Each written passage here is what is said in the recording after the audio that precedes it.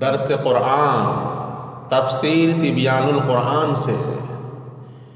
اعوذ باللہ من الشیطان الرجیم بسم اللہ الرحمن الرحیم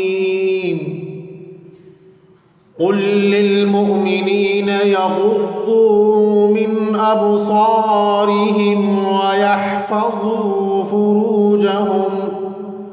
ذلك أزكى لهم إن الله خبير بما يصنعون۔ آپ مسلمان مردوں سے کہہ دیجئے کہ وہ اپنی نگاہیں نیچی رکھیں۔ عام طور سے بد نظری زنا کا ذریعہ بنتا ہے، اس لیے مردوں اور عورتوں دونوں کے لیے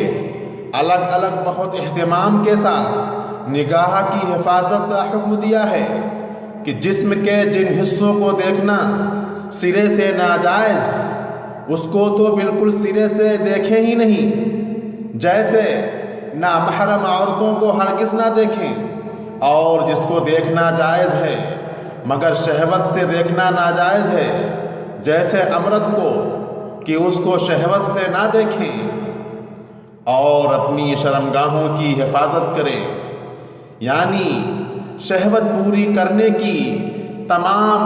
ناجائز صورتوں سے پرہیز کریں، اور دوسروں کے سامنے اپنا سطر کھولنے سے بھی پرہیز کریں۔ خواہش نفس کے فتنے کا سب سے پہلا سبب دیکھنا ہے، اور آخری انجام زنا اور بدکاری ہے۔ آیت میں ان دونوں کو صراحت کے ساتھ ذکر کر کے حرام کر دیا گیا، اور ان دونوں کے درمیان کی چیزیں یعنی چھونا، شہوت سے باتیں کرنا یا سننا، یہ سب خود بخود اس حکم میں داخل ہو گئیں۔ ذَلِكَ أَزْكَى لَهُمْ، یہ ان کے لیے زیادہ پاکیزہ طریقہ ہے، اور اس کے خلاف عمل کرنے میں یا تو زنا میں مبتلا ہوں گے یا اسباب زنا میں۔ ان اللہ خبیر بما یصنعون، بے شک اللہ کو سب خبر ہے جو کچھ لوگ کیا کرتے ہیں، اس لیے یہ خیال کر کے بدنگاہی اور ہر طرح کی بدکاری سے بچو، ورنہ جو اس کے خلاف کرے گا وہ سزا کا مستحق ہوگا۔ وَقُلْ لِلْمُؤْمِنَاتِ يَغْضُضْنَ مِنْ أَبْصَارِهِنَّ وَيَحْفَظْنَ فُرُوجَهُنَّ وَلَا يُبْدِينَ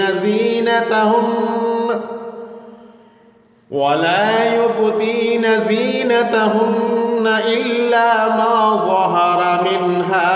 وَلْيَضْرِبْنَ بِخُمُرِهِنَّ عَلَى جُيُوبِهِنَّ، اور مسلمان عورتوں سے کہہ دیجئے کہ وہ بھی اپنی نگاہیں نیچی رکھیں، یعنی عورتیں بھی غیر محرم مردوں کو نہ دیکھیں۔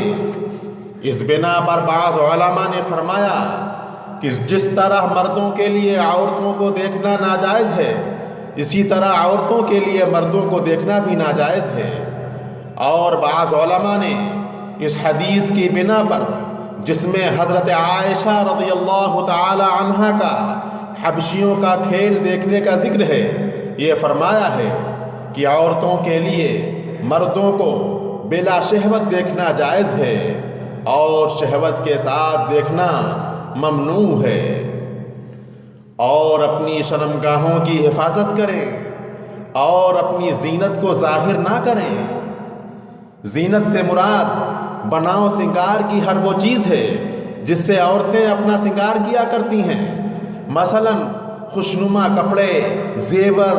مہندی، پاؤڈر، لپسٹک وغیرہ، میک اپ کے سامان۔ لیکن ظاہر ہے کہ یہ سب چیزیں اگر کسی عورت کے بدن پر نہ لگی ہوں بلکہ الگ رکھی ہوں، جیسے دکانوں اور بازاروں میں رکھی ہوتی ہیں،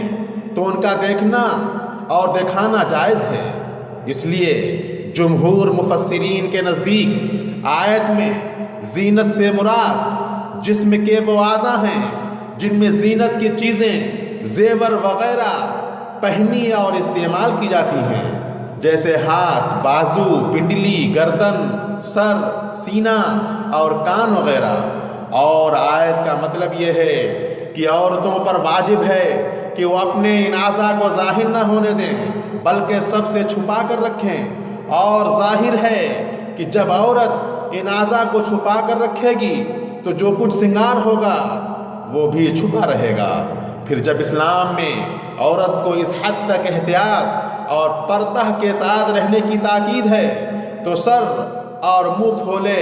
بلکہ نیم عریاں گھومنے کی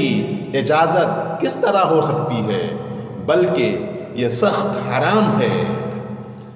مگر جو اس میں سے کھلا ہی رہتا ہے۔ یعنی زینت اور سنگار کی صرف ان چیزوں کو ظاہر ہو جانے اور کھل جانے میں گناہ نہیں ہے جن کو چھپانا مشکل ہے، اور جو کام کاج کرنے کے وقت کھل ہی جاتے ہیں۔ حضرت عبداللہ ابن مسعود رضی اللہ تعالی عنہ فرماتے ہیں کہ اس سے مراد برقع اور وہ بڑی چادر ہے جس کو اوڑھ کر عورت ضرورت کے وقت باہر نکلتی ہے، کیونکہ اس کو بھی چھپانا تو ممکن نہیں ہے، اگرچہ کسی عورت کے جسم پر ہونے کی وجہ سے اس کے اندر بھی ایک کشش ہوتی ہے۔ اور حضرت ابن عباس رضی اللہ تعالی عنہ فرماتے ہیں کہ اس سے مراد چہرہ اور ہتھیلیاں ہیں، کیونکہ عورت جب کسی ضرورت سے باہر نکلنے پر مجبور ہو تو چلنے پھرنے اور لین دین کے وقت چہرہ اور ہتھیلیوں کو چھپانا دشوار ہے، مگر اس پر سب کا اتفاق ہے کہ اگر چہرہ اور ہتھیلیوں کو کھولنے سے فتنے کا اندیشہ ہو تو نہ عورتوں کے لیے ان کا کھولنا جائز ہے اور نہ مردوں کے لیے ان کا دیکھنا۔ اسی طرح اگر عورتوں کو ضرورت کی بنا پر چہرہ اور ہتھیلیاں کھولنا ہی پڑیں تو غیر محرم مردوں کے لیے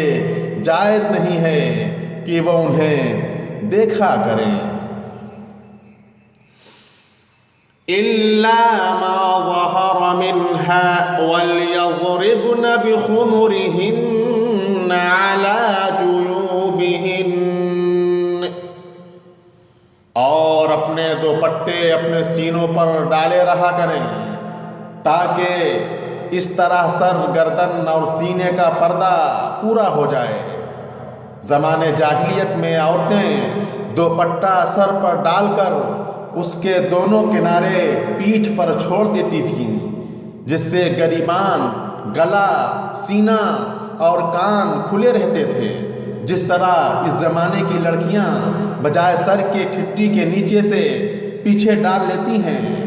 مسلمان عورتوں کو اللہ کا حکم ہوا کہ وہ ایسا نہ کریں بلکہ دوپٹے کے پلے ایک دوسرے پر اس طرح الٹ لیں کہ یہ سب اعضاء چھپ جائیں۔ حضرت عائشہ رضی اللہ تعالی عنہا فرماتی ہیں کہ جب یہ آیت نازل ہوئی تو صحابیہ عورتوں نے اپنی چادریں پھاڑ کر دوپٹے بنا لیے، اور سنن ابی داؤد میں ہے کہ انہوں نے اپنی موٹی موٹی چادریں پھاڑ کر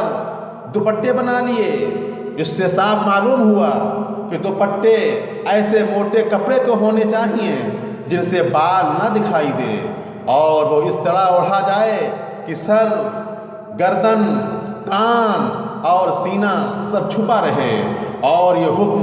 عام حالات میں ہے، جبکہ وہ گھر میں ہوں۔ باہر نکلنے پر تو چہرہ ڈھانکنا